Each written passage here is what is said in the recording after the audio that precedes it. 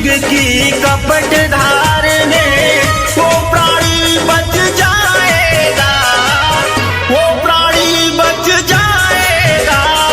हे सुख समृद्धि माँ के चरण में, सुख समृद्धि माँ के चरण में।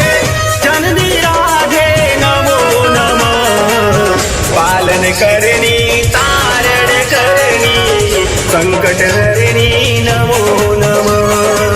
पालन करनी तारण करनी संकट हरनी नमो नमः। जय जगदम्बे सीता राधे गौरी दुर्गे नमो नमः। पालन करनी तारण करनी संकट हरनी नमो नमः।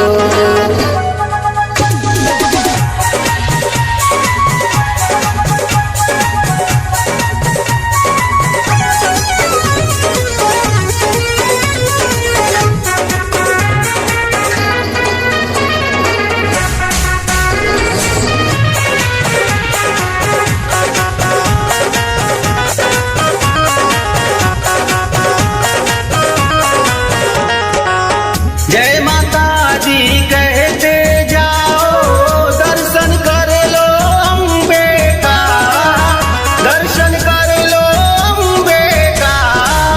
संकट हर ले सकल विश्व का, ये प्रताप माँ चरणों का, ये प्रताप माँ चरणों का। कह राजेश लो सुन मेरे मनवा, कह राजेश लो सुन मेरे मनवा। सीता गौरी नमो नमः। पालन करनी तारण करनी संकट हरनी नमो नमः। पालन करनी तारण करनी संकट हरनी नमो नमः।